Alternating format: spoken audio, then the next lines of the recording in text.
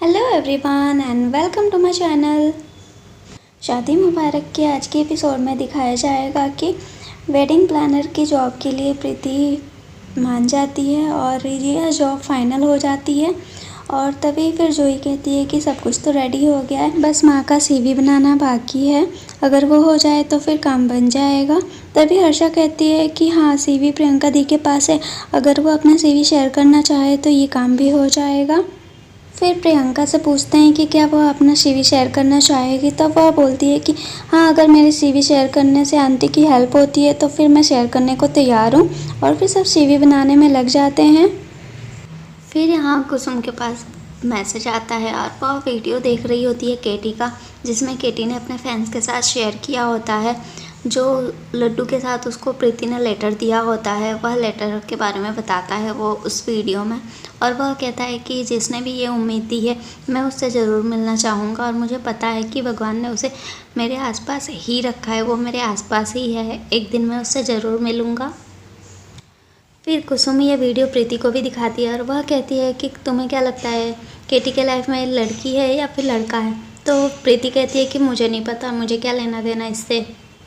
फिर यहाँ प्रीति कान्हा जी के पास आती है और वह कहती है कि अब मैं इससे नहीं मिलना चाहती, ये मेरे सामने ना आए, जो भी कनेक्शन था यहाँ पर फिनिश कर दो भगवान जी, अब मुझे इससे नहीं मिलना है।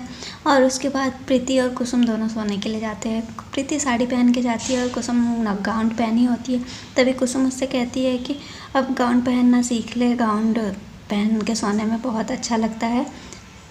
फिर यहाँ पे प्रीति कहती है कुसुम से कि मैं बहुत ज़्यादा परेशान हूँ, पता नहीं कल क्या होगा, कैसे बात करूँगी मैं, मुझे तो बात करना भी नहीं आता है। और तभी कुसुम कहती है कि तुमने शादी से पहले क्या तुम किसी से लड़के से मिली थी क्या, किसी लड़के ने तुम्हें टच किया था? और आज देखो तुम्हारे 2 बच्चे हैं, शादी भी हो गई है तुम्हारी, 2 बच्चे की शादी भी कर दी है तुमने, और एक कुशल गृहिणी भी हो। ये सब भी तो हुआ ना, ये सब भी तो पहली बार ही हुआ ना। तो ये सारी बातें होती है, इस सारी बातों से प्रीति को हिम्मत मिलती है।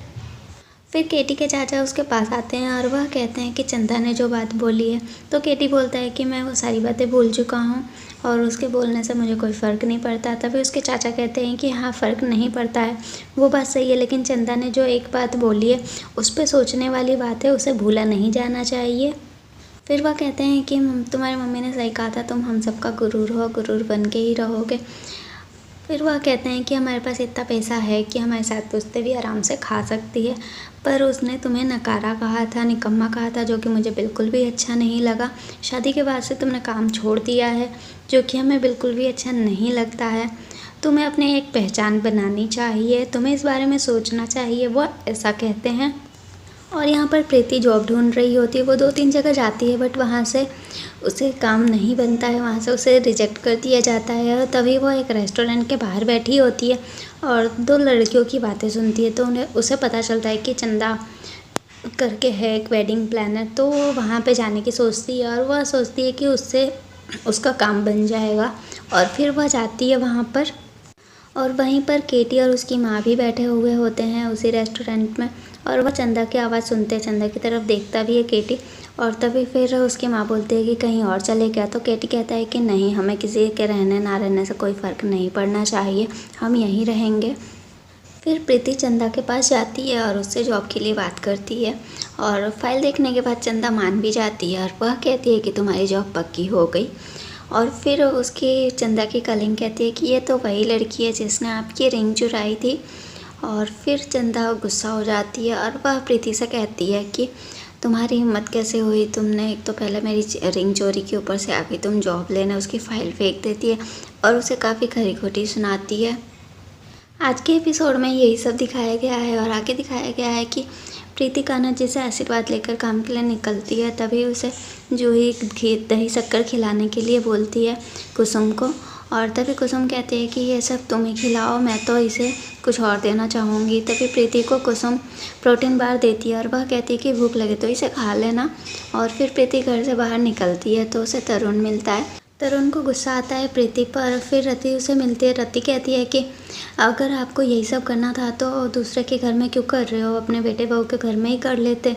और फिर वह चली जाती है। फिर तरुण कार में बैठकर कहता है कि यही जगह मिली तुम्हें कार खड़ी करने के लिए, यहाँ बहुत ज़्यादा ट्रैफिक है, यहाँ से निकालो जल्दी। फिर प्रीति जॉब लेने जाती है तो उसे यह सुनने को मिलता है कि इस उम्र में जॉब करने से अच्छा है, जॉब ढूंढने से अच्छा है कि तुम जाके सत्संग करो। ऐसा सब सुनने को मिलता है उसे। और फिर एक जगह तो यह सुनने को मिलता है उसे कि यह शादी तो ड्रीम बेस ने प्लान की थी और तुम उसी की फाइल लेके यहाँ चली आई हो। तुम्हें पता नहीं चलता है ये शादी किसी और ने करवाई है। आज के लिए बस इतना ही। कल के एपिसोड में देखते हैं क्या कुछ नया होने वाला है, क्या प्रीति को जॉब मिल पाएगी।